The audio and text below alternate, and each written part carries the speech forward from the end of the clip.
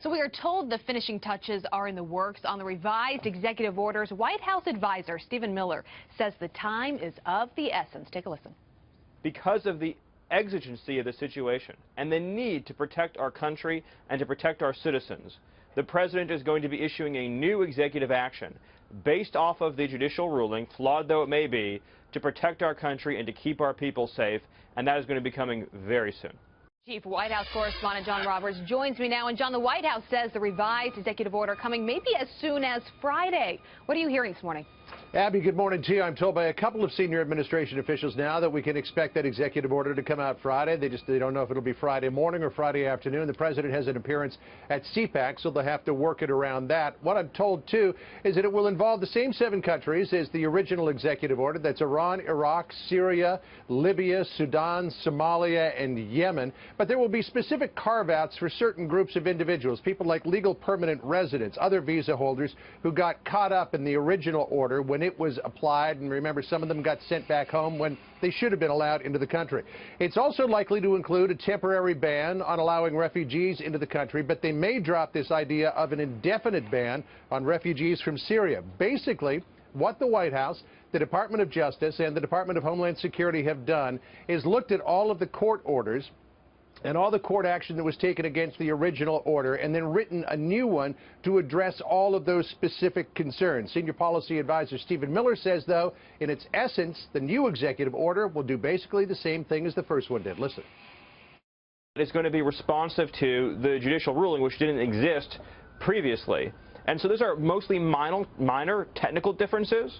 Fundamentally, you're still going to have the same basic policy outcome for the country, but you're going to be responsive to a lot of very technical issues that were brought up by the court, and those will be addressed. But in terms of protecting the country, those basic policies are still going to be in effect.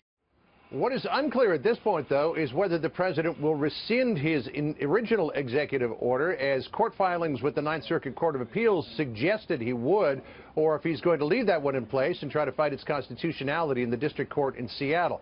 Trying to get an answer from that from White House officials. There was a change. Again, Abby, when they filed papers with the Ninth Circuit, they said the president intended to rescind that order, but now it looks like he may have changed his mind there. Abby? Yeah, a lot of news this week on immigration, John. The White House also battling some negative reports about their plans to beef up immigration enforcement. That was released yesterday. What are they saying about that?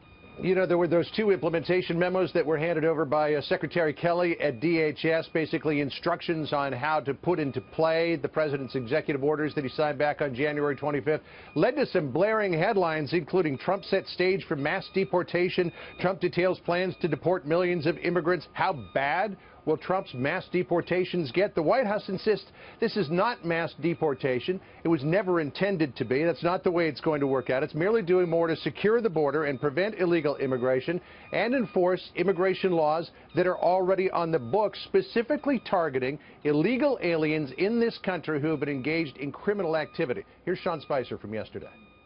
And all this does is lay out the exact procedures to make sure that that subgroup of people who pose a threat to our nation because of a conviction or a violation of public safety or have a criminal record are adjudicated first and foremost. That's it, plain and simple.